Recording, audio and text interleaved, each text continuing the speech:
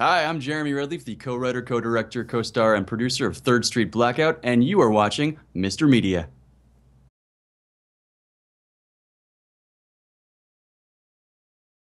Whatever happens in a blackout stays in a blackout.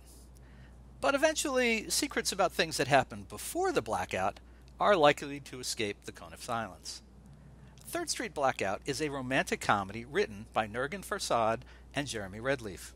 It is directed and produced by Farsad and Redleaf. It also stars, you guessed it, Farsad and Redleaf. She is a foul-mouthed, often hysterically funny Iranian-American comedian, filmmaker of the documentary The Muslims Are Coming, and author of How to Make White People Laugh.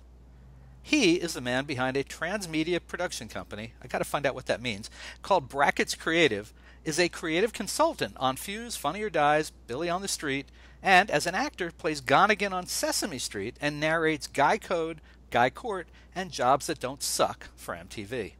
Now, I don't know if that's Jobs That Don't Suck or Jobs That Don't Suck at MTV, but we'll save that for another time.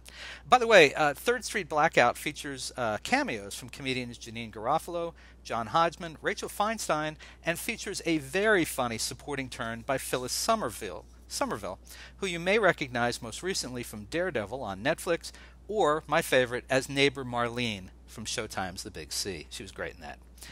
Jeremy Redleaf, welcome back to Mr. Media. Oh man, so happy to be here. I noticed before you called this a celebrity interview. Does that mean that I'm now officially a celebrity? Oh, you're big time celebrity, my Yes. friend. You are a celebrity. You got celebrity written all over you Oh now. man, thank you. Yeah, yeah. Now, when this interview is over, you may lose that status, but coming in, definitely celebrity For the next status. 20 minutes, I'm going to feel like a celebrity. You are. You absolutely are. So how is it that? And by the way, am I pronouncing your leading lady's name right? Is it Nergin? You're not, but no one has ever pronounced it correctly. Tell me. It's a Negin Farsad. Negin Yes. Farsad. Oh my God. Yeah. All right, I should have asked you that before we started, but Oh, no problem. all right, Negin, I'm very, very sorry. I will try not to get it wrong now. She forgives you. Thank you. Thank you. How is it that you guys wrote this movie? You directed and you produced it, you star in it, but you gave all the best lines to a 15-year-old named Chuck. Because we're generous people. Yeah, no. So that was the big challenge. Was like we were in this movie, we're writing this movie. We always had to think about what was best for the movie, not necessarily what's best for us. And often that meant giving the lines to spreading them around. Well, it's really interesting too because you guys star in the film. You're clearly the center of the film, and in this type of independent, smaller film, it tends to be that the supporting cast doesn't really get a lot of moments. There's just not much for them to do. But here, between Chuck, what's the actor's name who plays Chuck? Miles J. Harvey. Miles J. Harvey, nice work, kid. And Phyllis Somerville, and then Janeane Garofalo. I mean, they get some good stuff to do in the film. It's nice. Yeah, it's a movie about New York, and we wanted to show New York and have hire all our friends and really build this world, and that's not always possible on a small budget. The reason why most indie films don't have that is because they just can't afford to fill rooms and things like that. So, but we managed to make it work. So the question I got to ask you, because I just don't know. I tried to find the answer so I wouldn't have to ask. You guys wrote the film together, directed, produced, starred. Okay. You have great chemistry together. Are you a couple? I mean, We're not a couple. Oh. We both actually got engaged after making the film. So I think the lesson there is that making an indie film makes you an adult. It makes you ready to commit to someone that's cool. Interesting. Yeah. Well, you guys pull it off very well. You're an Thanks. odd yet interesting couple together. Yeah, So as all couples should be. yeah. So how did this come about? How did the collaboration come about? How do you wind up writing a whole movie together? Yeah, so we met a couple years ago. We're all comedy duos start in Minneapolis, of all places. We were at a conference together, and we bonded because there was nothing else to do. And then we came back to New York, and we started helping each other out with a couple of small projects. And one December, we ran into each other, and we were just lamenting about how long things take, to do them through the studio system.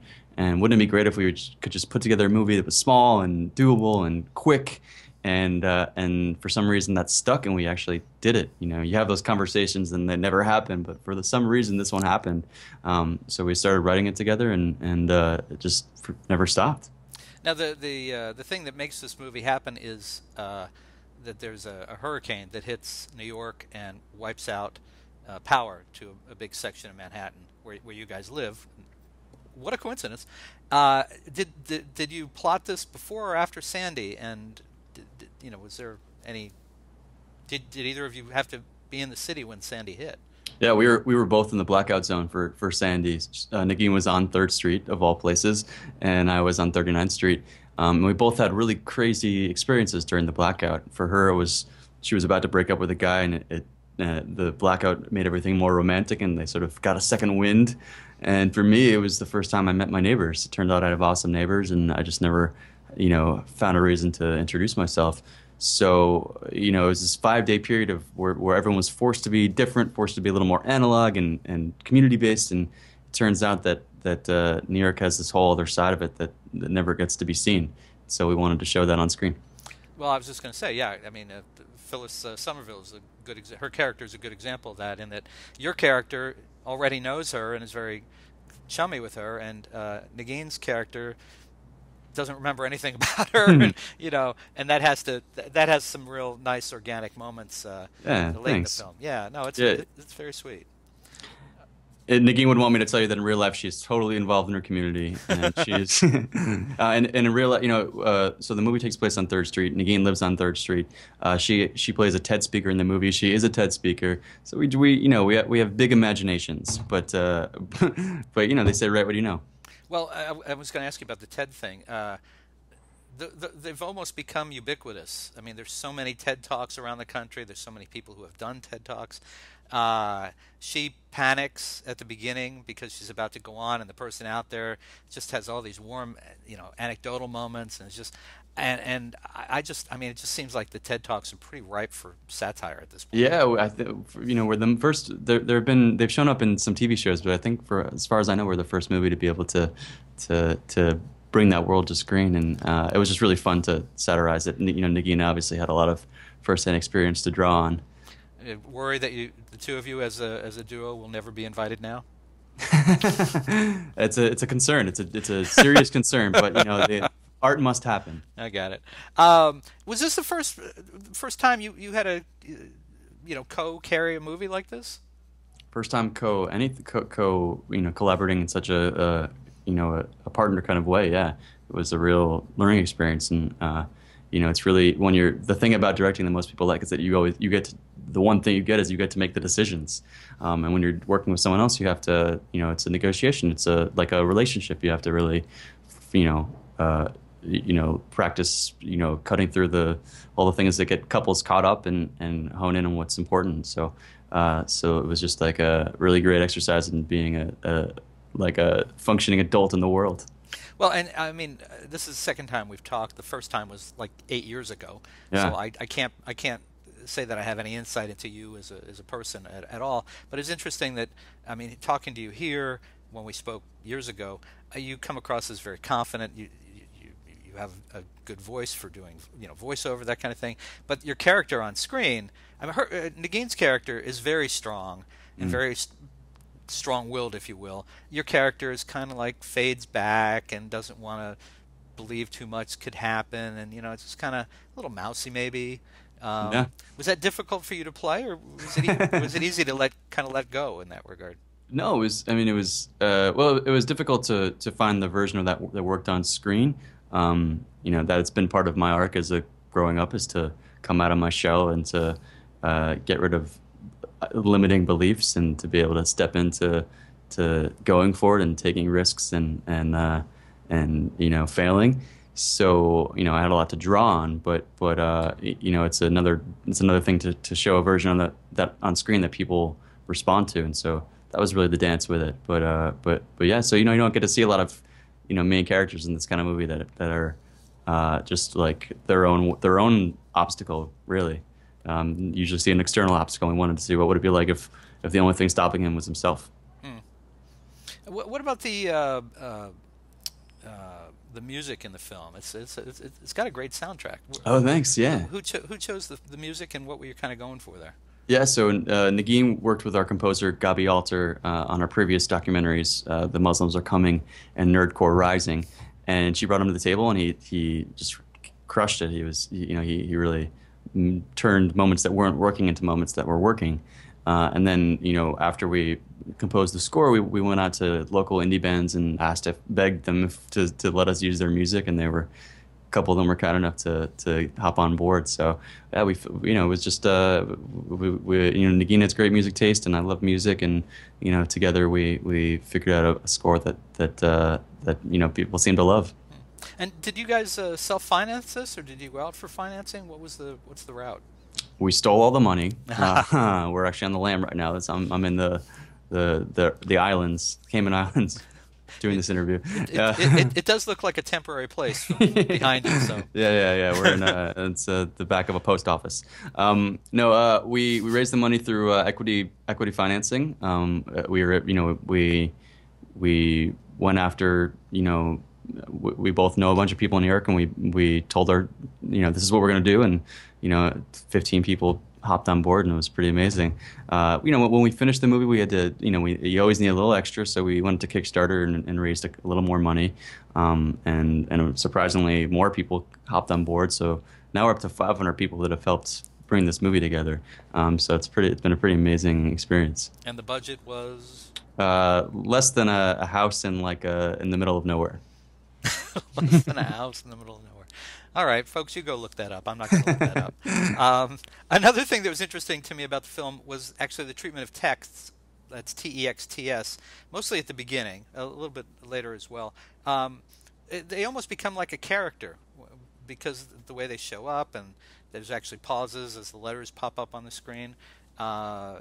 Just deciding to have some fun with that, or... Well, you see, the way people used to show text in movies, it was just like a extreme close-up of a phone, and that's not a super interesting frame.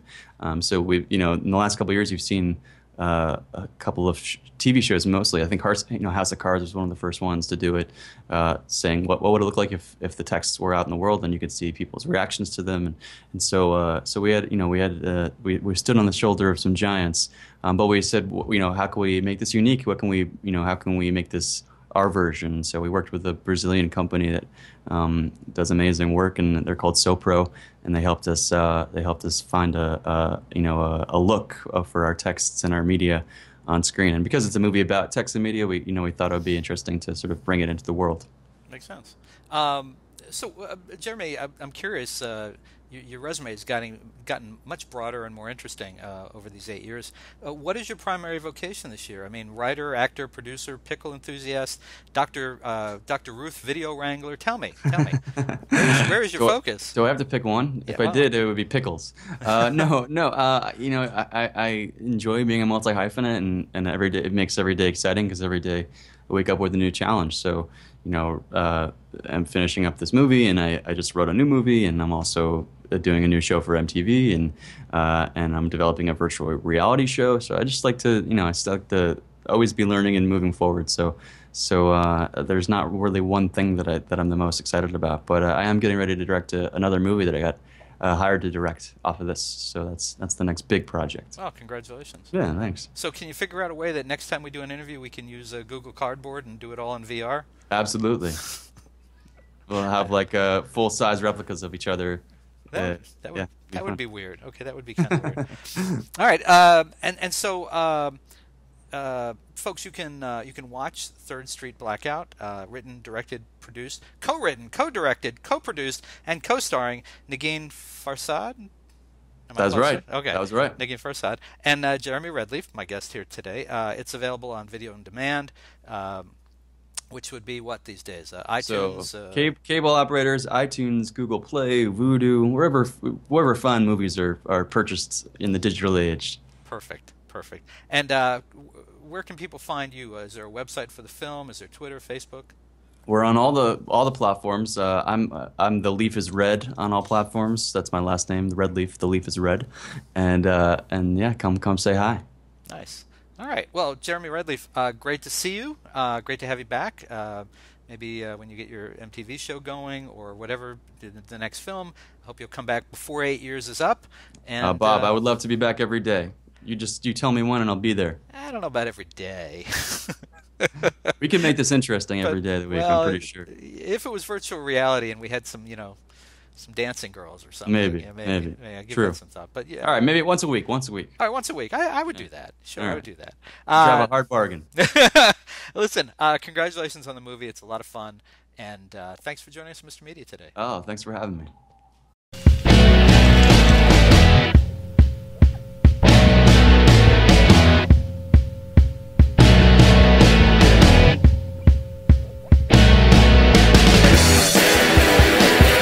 I'm not going out tonight.